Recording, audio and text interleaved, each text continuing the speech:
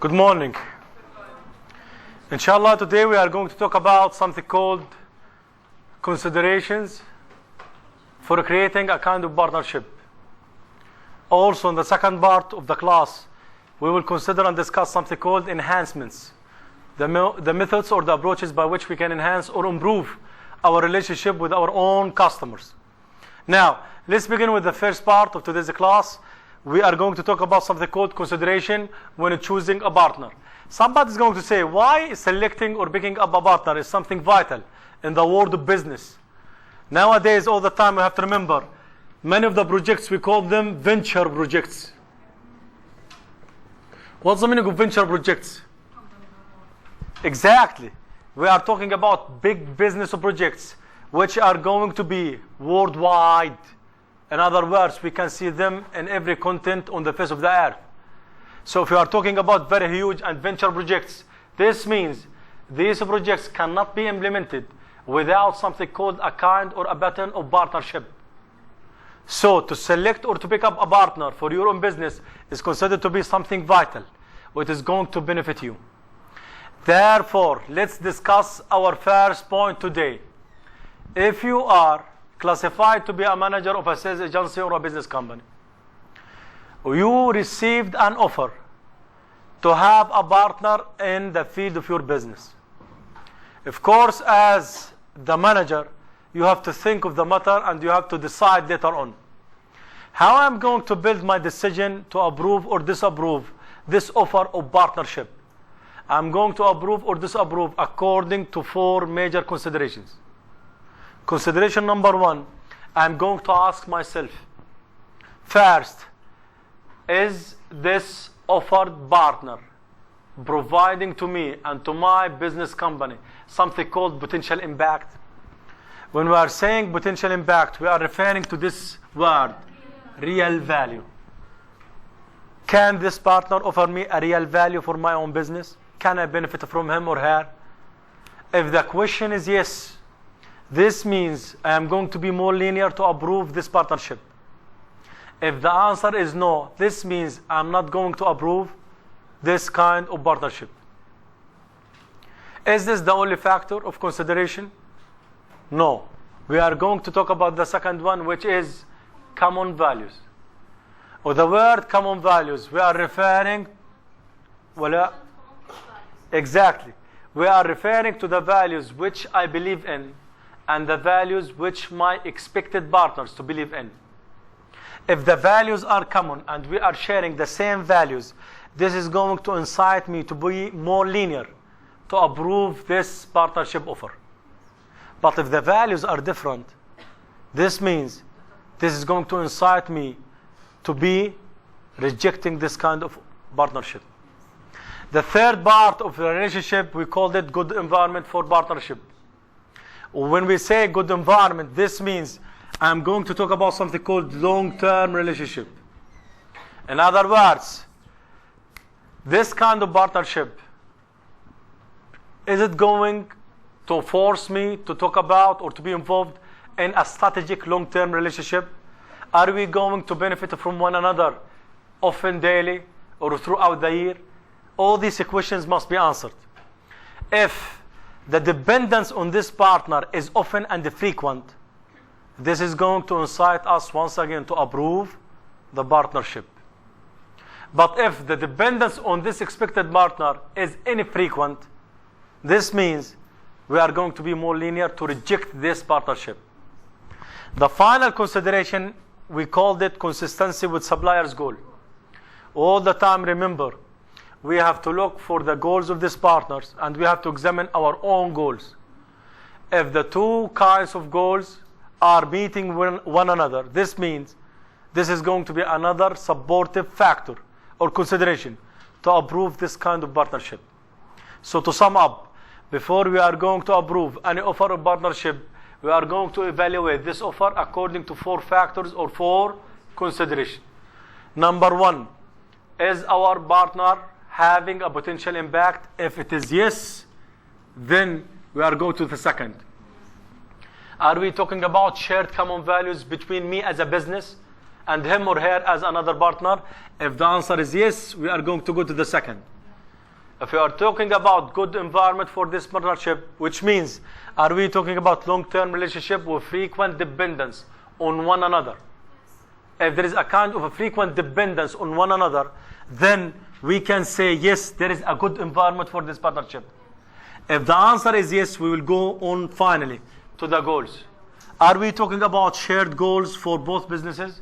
If the answer is yes, then the management might implement and approve this offer of partnership. But if one of these considerations, its answer is no, then I have to reconsider this offer. We do not want to say to reject. We would like to say to reconsider. We would like to think about it in a very deeper way. Okay? Any question, any comments about this? Okay, let's go to the second. Now listen. Here we are talking about at home. If you would like to make a meal or if you'd like to cook, sometimes we are going to look at various tools by which we can enhance the taste of this meal. Therefore, we might pick up different kinds of seasonings. What's the meaning of seasonings? تبلات, بهارات. The same thing with the relationship with the buyer. We have to look for seasonings. We call these seasonings by enhancement tools. To enhance means to improve.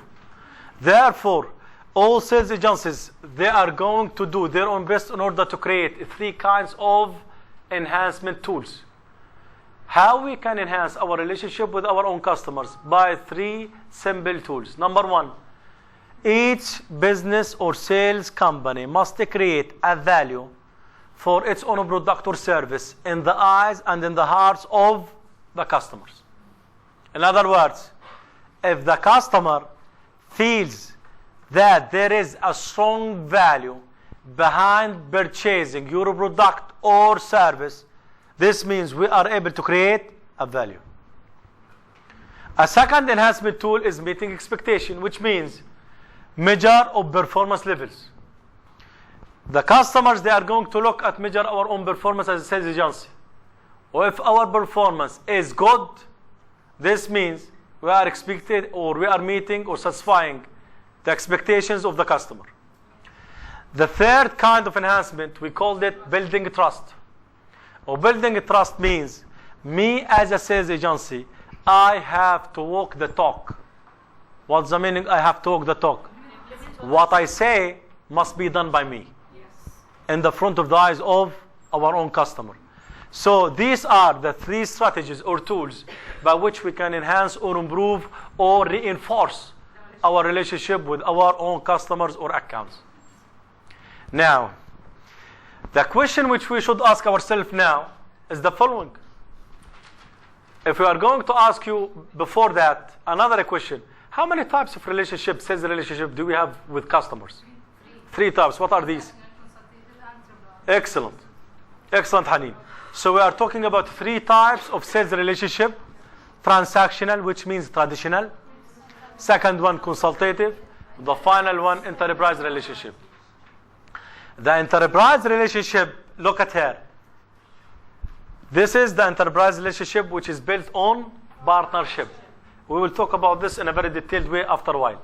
Now, each type of sales relationship, they are interpreting this kind of tools of enhancements in a different ways or in different ways. Well, let's examine this thing. So if we are going to look at the board, we are going to look at here at the horizontal line. In the horizontal line, we are listing the 3 types of sales relationship, beginning from transactional, consultative, and enterprise.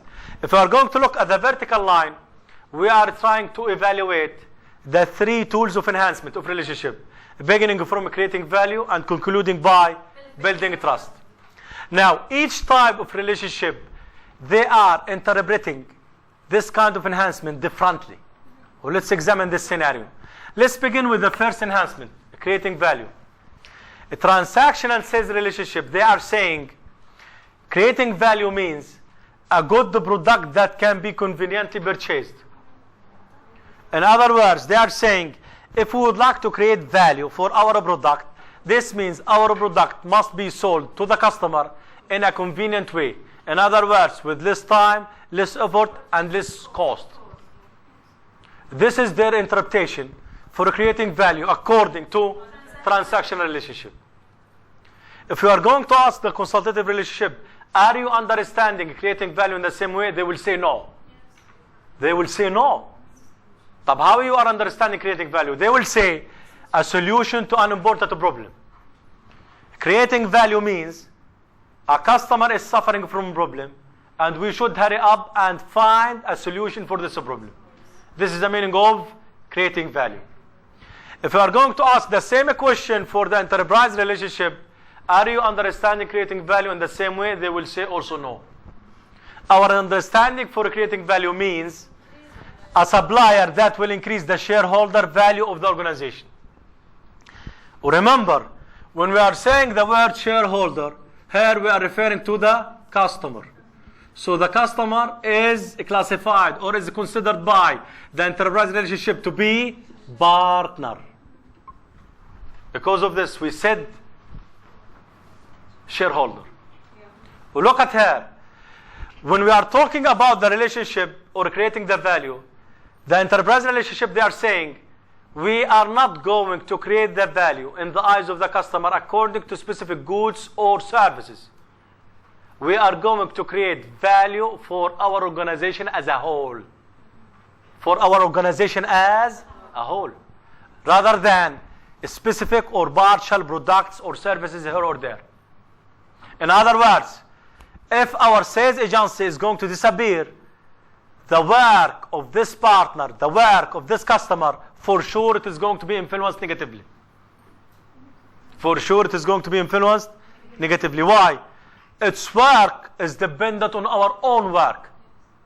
In other words, our services and the products are going to enable this partner to maintain the status of being competitive advantage holder. Okay? Now, let's talk about the second enhancement. The second enhancement is meeting expectation. The people who are working according to the traditional transactional relationship, they are saying buyer has a clear set of expectation as to the conduct of the relationship. So everything related to the conduct of the relationship. If the relationship or of the conduct or the performance is going to be conducted according to various simple examples and methods, where everything will be maintained and kept by the sales agency, this means this sales agency is meeting its our or the customers of or the customer's expectation. We are going to give example after a while. But meeting expectation for the consultative relationship is buyer must or might not understand what is the problem which they are suffering from. So how I am going to meet the expectation of my customers? By enabling them to understand what is the exact problem. I'm going to enable them to identify their own problem. If you are able to do that, this means you are meeting their expectation according to consultative relationship. But in the enterprise, they are saying the situation isn't in this way. They are saying buyer's expectations are strategic and long-term relationship for achieving the objectives of our own customers. So our relationships with our customers are permanent, long-term, strategic. We are going to enable our partner or customer to achieve their own objectives. This is the meaning of meeting expectation according to enterprise relationship. Let's come to the final one. The final one we are referring here to building trust. Building trust, it is interpreted according to transactional relationship by saying a supplier would do what has been promised. Walk the talk. If you promise to do something on this date, this means it must be fulfilled by you as a sales agency if you would like to increase the trust with the customer. But the consultative, they are saying the situation isn't in this way. They are saying building trust means a supplier will do what is necessary to solve the problem. We are pragmatists. Our customers are looking for the solution. If you are able to provide us with the solution, this means we are going to trust you more and more. But the enterprise relationship, they are saying, a supplier will do everything possible to increase the buyer's competitive advantage. In other words, we can gain the trust of our customer if we are able to enable them to keep the status of being competitive in the market. Well, this means what? This means we are looking at the customer as a partner, or the partner here might be an organization. Well, this organization cannot function its work or do its own business without returning back to us. Why? Because we are providing them with strategic, vital products or services. Clear? It isn't clear enough. Let's give a tangible example. Look at her. Imagine we are going to talk about the buyer in the first two examples. The buyer here is our university, IUG. In the first example, we are going to look, IUG is in a bad need, for example, for 100 or 1,500 wooden seats. Wooden seats. Exactly. Let's ask ourselves this question. Buyer, the IUG, are they going to have a creating value from these wooden seats? Of course. Without these wooden seats, we cannot conduct our education process. This is important. It's very important. A second, we are going to phone the manufacturer here. The manufacturer is going to be the supplier. The supplier is going to provide them with the specification of each kind of wooden seat. What are the raw materials which are used? In addition, the manufacturer will inform the IUG, who is the buyer, where and when they are going to deliver the shipment. The exact day, and the exact time, and everything in a very clear way. Later on, if this manufacturer provided the IUG with this 1,500 wooden seats, this means he was able to create a trust. Now, this kind of relationship, it is considered to be transactional or traditional. Why? Various reasons. Number one, we are talking about a product which is considered to be, look, traditional. Can this product supplied to us by more than one manufacturer? Of course.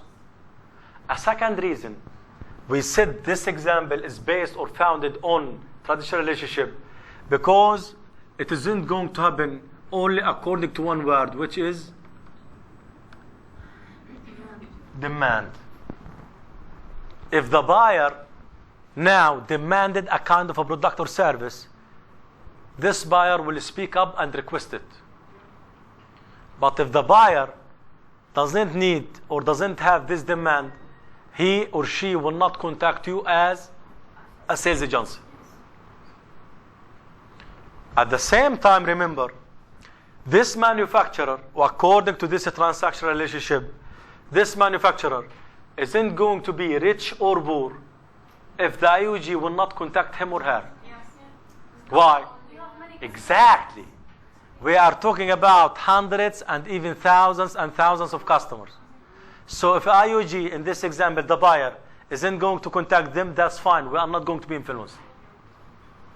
Because of this, we are saying this scenario is transactional relationship.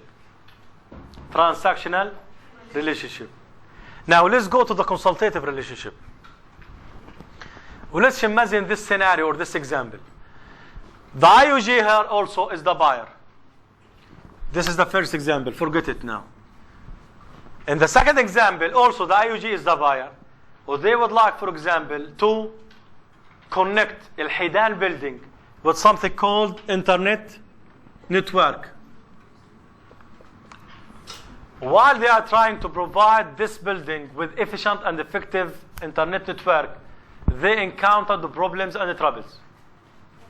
They tried to figure what is the problem here, but they couldn't figure it out. So what they are going to do, they are going to ask a consultative internet networking company to come and to diagnose the problem. كمان مرة فاتت. The problem is the following. We are talking about a scenario where the buyer is the IUG once again. The IUG, for example, would like to install efficient and effective internet network in Al Hidan building. They tried to install this network, but they couldn't do that. Why? They weren't able to classify or identify what are the troubles or the hindrances which are prevented or which are preventing the management of the IUG to install this network. So what we are going to do, we are going to consult this problem with the specialized internet networking private company. This internet networking private company will come to Al Hidan building. They are going to diagnose and examine the building according to each floor. Later on, they are going to figure out what is the major problem. Later on, they will recommend the solution. Now, the solution is offered by this private company to the management of the IUG. Where it's up to IUG to take it or to leave it. Now, we are talking here, the consultative relationship. It isn't going to happen or emerge unless if the buyer is having, exactly. So the keyword here is problem. The keyword here is a problem. Your role as a supplier or sales agency is to find this suitable problem. To find or to solve this problem. Now, let's talk now about the third one.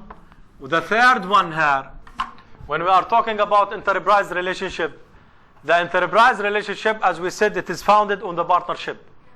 When we are saying partnership, we are talking about long-term strategic relationship, which means buyer will be influenced by the supplier. In turn, the supplier will be influenced by the buyer. In contrast with transactional. Exactly, excellent. Now let's focus and give the third example for the enterprise relationship. In the enterprise relationship, for example, if you remember, when we gave example about العائلة Bakery and one of the ex-restaurants in Gaza. Here, in the third example, we are talking about the bakery. The bakery is considered to be what? The buyer. The restaurant here is the supplier. If you are going to talk about the mutual and sales transaction between these two partners, they are frequent. What's the meaning of they are frequent? متبادلة. They are permanent. They are daily. Daily the bakery is going to come and buy. Sorry, the restaurant is going to come. Now listen, the bakery here, it is the supplier. Sorry. And the restaurant is? Okay. The buyer, sorry. And the restaurant is the buyer. So daily, the restaurant is going to come and buy or purchase bread from the bakery. So we are talking about frequent transactions. Somebody is going to say, is this a strategic relationship? Yes. Why? Number one, it is a permanent relationship. It is a continual one. Second, the restaurants cannot function normally without purchasing this kind of a product, which is bread. Now remember also, somebody is going to say, but restaurants can find a substitute, can find an alternative. You are right, but finding a permanent alternative isn't an easy thing. Why? First, we would like to test and experiment the product of the bread. Second, we are going to reach at a deal. Third, we are going to reach at the acceptable, reasonable price. And so on and so on. So all these things are going to influence the work of the restaurants. In return, bakery is interested in pushing and sustaining the relationship with the restaurant. Why? Because restaurant is consuming a big commodity or big commodities of this product daily. Therefore, the restaurant is contributing to the margin of the profit of the bakery in a very expensive way. So if it is an expensive way and vice versa, here we are talking about partnership relationship, or we call it enterprise relationship. Enterprise relationship. So if one of them is absent from the scene of the transaction, one of them will be injured. And this injury might be dangerous to the degree that he or she will lose its status of competitive advantage. Okay? Any question and comments about this? So these are the three types of the sales relationship and how they are looking at the enhancement tools, which are creating value, number 2, meeting expectation, and finally, building trust. Any question, any comments about this? Now, let's move on. Let's summarize what we have said now by this diagram. By this diagram. Well, listen here. If you are going to look at this diagram, I would like somebody to interpret this diagram for us. What can you say or comment on it? What can you say or comment on it? Go on, Haneen. This diagram depicts the customer value creation, the purchasing process, and the horizontal axis. We can say the stages of the purchasing process. At first, we have recognition of needs. After that, we have evaluation of alternatives, and then we have purchase decisions. And finally, So these are what, Haneen? stages of purchase decision. Exactly. These are the stages of purchasing decision, beginning from recognition of needs and concluded by implementation and evaluation. طيب, the vertical line, it reflects to what? Customer value. This value might be high or might be low, or might be medium. Now, how each kind of sales relationship is looking at the customer value according to each stage of purchasing decision. So let's begin with number 1, which is enterprise. How the enterprise relationship is going to look at the customer value? It's very high. Why it's very high? Because we said before a while, we are looking at this customer as exactly. Because of this, we said he or she is a partner. Therefore, the customer value is very high. A second thing, look at the line which depicts, ايش يعني depicts? Portray. What's the meaning of portray? تصور, show, depict. Depict the relationship between the customer and the supplier. This line is permanent, strategic, and long-term relationship. When we are saying permanent, it is continuous. It is a strategic. It is a long-term. Because of this, we are talking about extended line rather than interrupted one. Extended line rather than interrupted one. If you are going to look at the customer value according to the consultative relationship, this customer value has a medium value. Medium. Or the relationship here, it is depicted by interrupted lines. Because of this, we are saying it is interrupted. It means what? It is, look, semi-permanent, or semi-strategic, or semi-long term. We underline the word semi. Semi means almost, but isn't complete. Exactly. Now, if you are going to talk about the customer value in the eyes of the transaction relationship, it is very low. Therefore, this low relationship, we refer to it by interrupted even points rather than interrupted lines, which means the relationship is weaker than the consultative one. Here we are referring to the points rather than interrupted lines. Okay? Now, so the relationship here is short, temporally, and non-strategic. And non-strategic. Now, let's ask you a final question about this diagram, which is, why in the purchasing decision within the consultative relationship, why the role here is very limited regarding the customer value? Go on. Because we still think about the solution we will Offer for the customer. not ready. Also, Because the supplier shows the solution to the customer and it's not compulsory. He may have the excellent. Excellent. The final decision making for adopting this solution is for the customer. We are providing him with our own consultancy. It's up to customer to take it or to leave it. Because of this, we said the role here in the purchasing decision is very limited. Exactly. Or it is down. Good. This is the answer. Any question, any comments about this? Any question, any comments? These things are very important. They are very important. Any questions, any comments about the diagram? Move? Okay, let's move on.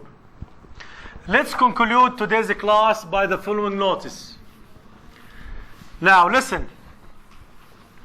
Remember, if we would like to create a strong, successful salesperson, this salesperson must be able to draw something called sales estimates. Sales estimates. In other words, the salesperson must have the experience, must have the training to draw accurate estimation of sales volume, which he or she is going to do. Clear? Because of this, we are saying the majority of salespeople estimates of expected performance levels are not very accurate, with a margin error of 50%. This means the majority of salespeople, they are suffering from this area. They cannot conclude or draw concrete, solid estimation. Why? For various reasons. We will talk about them later on. A second, the performance of individual salespeople was directly related to the accuracy of their estimates. Meaning, the more your estimates are going to be correct, the more your performance will increase. The vice versa is correct. The less accuracy of your estimation you will have, the less sales performance you will get. The less performance of sales you will get. It is opposite relationship. Okay? Any question, any comments? Now, let's go on. Come on, mother. Regarding this, your performance of sales will increase if your estimation was accurate. And the vice versa, بمعنى, if your accuracy of your estimation is down, your performance of sales will be down as well. Okay? The third thing, this is for you, I need somebody to ask why I'm going to give her a bonus. If she is going to answer or if she is going to interpret. What is the meaning of this? And why? Who would like to take this initiative?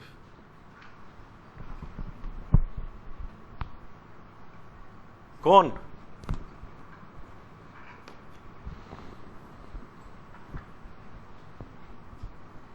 This one.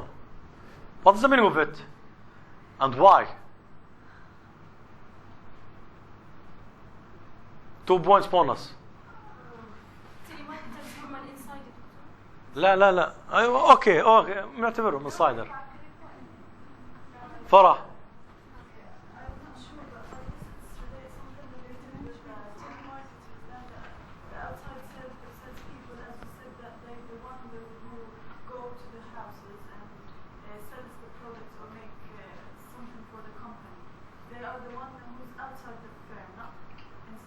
So they are making something called field sales. So they might knock out doors or they might be in the markets themselves. These are the outsiders. But the insiders, they are the telemarketers. Which means they are the salesperson who are using internet, telephone, cell phone, email communications with potential customers. This is the meaning of this.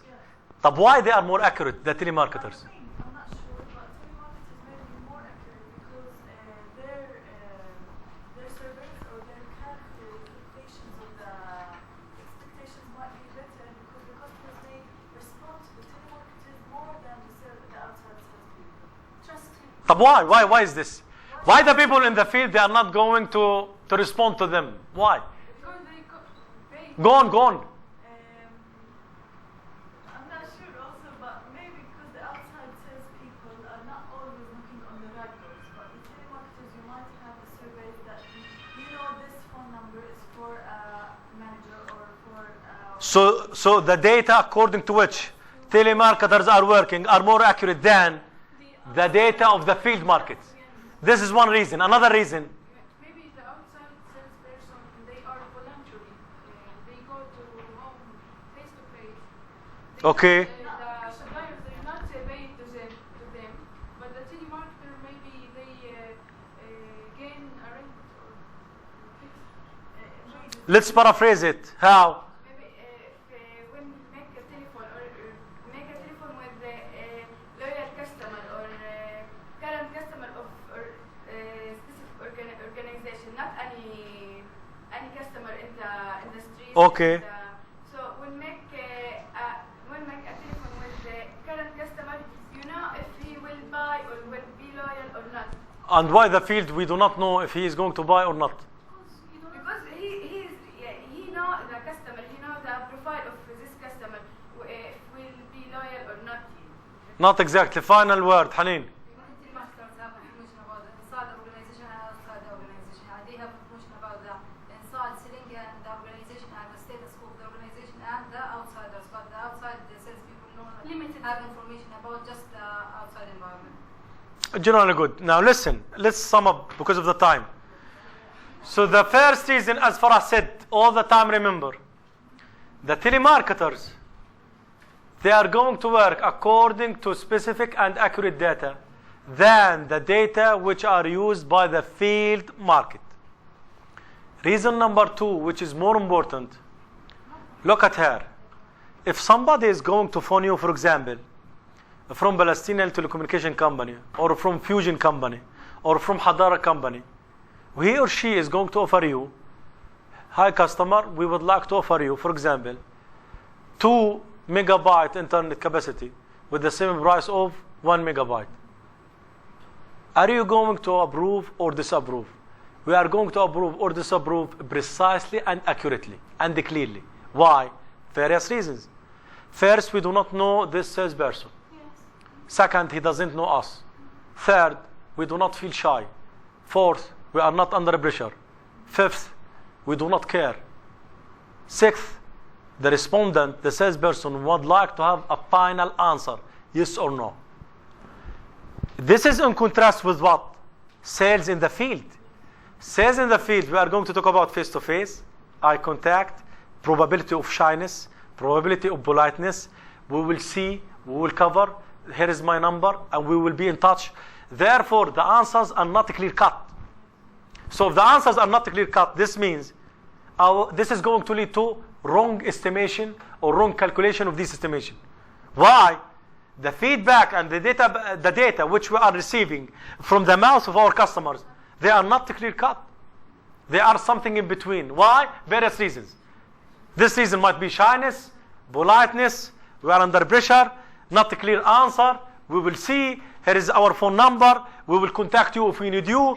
Therefore, these things might push us to make an accurate calculation for our own sales estimation.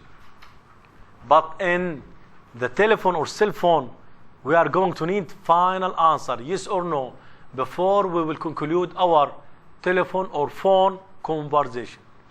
Do you agree with me or not? Yes. Any question and comments about this?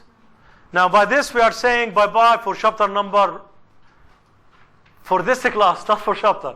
But final thing, all the time remember, experience and salesperson age and their training, both of them, they are contribute to calculate more accurately our estimation. So the more experience you are going to get, the more accuracy you will receive regarding your estimation. The same thing with the training, with the same thing with the age. Any question and comments about today's class? Now, next time, inshallah, on Monday, we are going to conclude chapter number 4. By this, we are saying bye-bye.